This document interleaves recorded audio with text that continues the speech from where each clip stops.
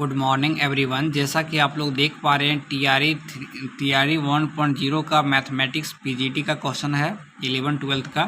देखिए 41 से स्टार्ट होकर 120 तक चलेगा, यानी टोटल मेरे पास जो क्वेश्चन रहेगा इसमें 80 क्वेश्चन रहेगा। देखिए पहला क्वेश्चन आपसे पूछा गया सेट से, तो ये इक्वल टू दिया है, बी इक्वल टू दिया और आपसे पूछ रहा है ए इंटरसेक्शन बी क्या होगा, तो ऑप्शन नंबर बी करेक्ट होगा। आप लोग सॉल्व करेंगे। नेक्स्ट क्वेश्चन आपके पास भी एक रिलेशन से क्वेश्चन दिया है, पूछ रहा है क्या ए इक्वल टू 1/b किस प्रकार का रिलेशन। देखिए सिमेट्रिक होगा बट नॉट रिफ्लेक्सिव होगा एंड ट्रांजिटिव।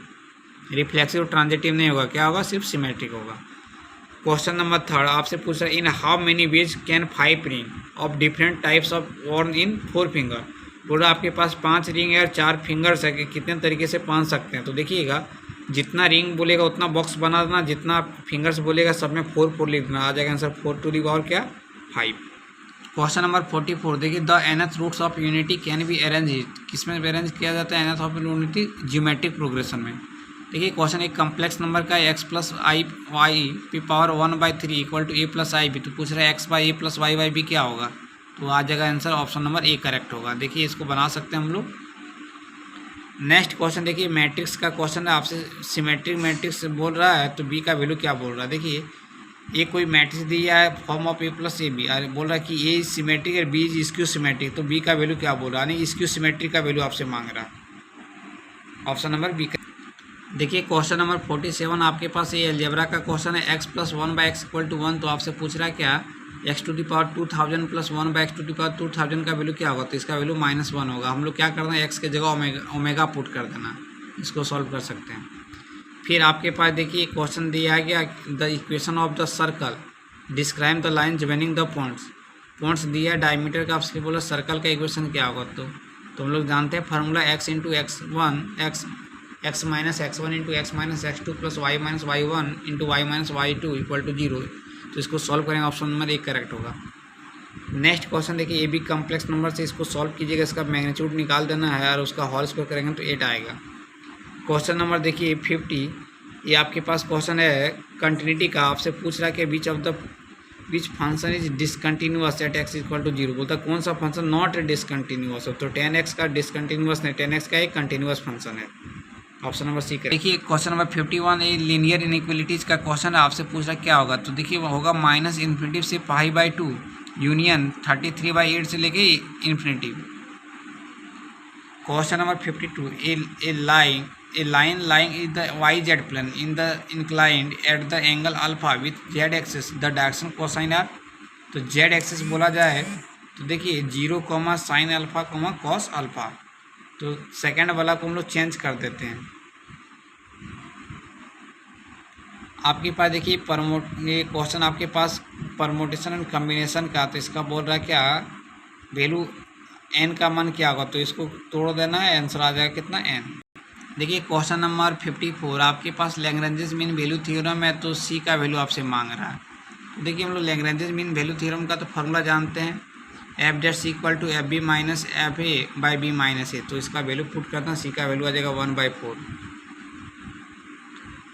नेक्स्ट देखिए एक भी परमोटेशन कॉम्बिनेशन का क्वेश्चन आपसे बोला n और r का मान, तो हम लोग जानते हैं n यहाँ पे क्या हो जाएगा NCR इक्वल टू NCR -1, तो n equal to r plus r -1 हो जाएगा, तो n का मान आएगा, इसका यूज कर लेना, n का मान 3, r का मान 2 आ जाएगा। देखिए आपके पास रेट ऑफ चेंज का क्वेश्चन है, आपसे पूछ रहा है क्या 1 सेकेंड में एयर बबल का दिया तो 2 pi centimetre cubic per second आएगा। देखिए प्रोबेबिलिटी का एक क्वेश्चन था from 6 boys and 4 girls 5 student are the selected from the admission to the course in how many ways can this be done if there must be exactly 2 girls. आपको बोला 5 student को चुनना, उसमें 2 girls होना चाहिए, तो 4 को गर्ल्स में 2 गर्ल्स को चुन लिए, बाकी बात 6 को बॉयज में 3 को बॉयज को चुन लिए, तो 3 और 2 5 टोटल हो जाएगा, इसका आंसर 120 हो जाएगा। ऑप्शन नंबर ए करेक्ट होगा। नेक्स्ट देखिए आपके पास क्वेश्चन है इलिप्स का, बोल रहा है कि पैरेलल टू एक्स एक्सिस, जब पैरेलल टू एक्स एक्सिस बोलेगा तो क्या करना है, एक्स को 0 करना और बगल में y के नीचे में 16 है तो +-4 करना, √16, तो +-4, ऑप्शन नंबर ए करेक्ट होगा। नेक्स्ट क्वेश्चन देखिए 1 + x to the power n, इसका एक्सपेंशन दिया तो क्या होगा, तो इसका फार्मूला होगा n इंटू 2 की पावर n -1, क्वेश्चन नंबर 60 देखिए, the radius of the right circular cylinder of maximum curve, maximum minimum का क्वेश्चन है। देखिए इसका आंसर आ जाएगा कितना, r/2। For watt value of n is the a⁴n plus bp⁴n/a⁴n plus bp⁴n geometric progression. तो geometry का formula आता है √ab। तो n का मान क्या पुट करें, जो ab आ जाएगा, तो n का मान पुट कर देना क्या, -1/2। ऑप्शन मेथड से इसको बनाएंगे तो बेटर रहेगा। नेक्स्ट क्वेश्चन देखिएगा, ग्रेडियंट मांगा of the normal to the curve. Gradient को बोलते हैं slope of the gradient of the normal, यानी स्लोप ऑफ नॉर्मल आपसे मांग रहा। तो slope of normal equal to -1 by slope of tangent. तो ऑप्शन नंबर क्या हो जाएगा, बी करेक्ट हो जाएगा। आपसे एक एपी का क्वेश्चन दिया, the sum of 3 numbers in AP, sum दिया -3 और प्रोडक्ट दिया 8। तो बोलता नंबर क्या होगा, तो ऑप्शन दोनों सेटिस्फाई कर दे रहा है, ए और बी। ऑप्शन नंबर डी हो जाएगा, मोर देन अबव। अब आपके पास बोल रहा है an approximate substitution for the integral. बोल रहा है क्या, एक्स की जगह पुट क्या करेंगे, जो क्वेश्चन बन जाएगा। तो 1/2 और 1/3, तो 2 और 3 का एलसीएम 6 लेना, तो एक्स की जगह पुट करना t⁶। Option number C correct होगा। नेक्स्ट क्वेश्चन देखिए, आपके पास ये है question measurements of angle class 11th का ट्रिगोनोमेट्री का। तो इसमें क्या होगा, θ = L/r फार्मूला यूज कर लेना। आपसे पूछा गया था क्वेश्चन किसमें, आर का मान पूछा, तो 60 सेंटीमीटर हो जाएगा।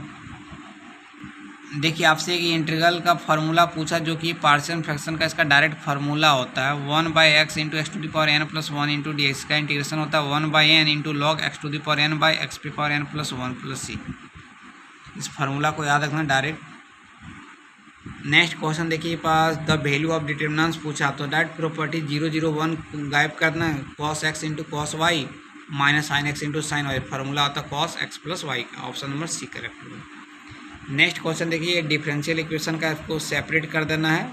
ऑप्शन नंबर क्या होगा, ए करेक्ट होगा। देखिए आपके पास इन्वर्स ट्रिगोनोमेट्री का क्वेश्चन है, आपको पास फार्मूला लगा देना tan 1x - tan 1y और फिर प्लस tan 1z है। तो फाइनली आंसर π/4 हो जाएगा।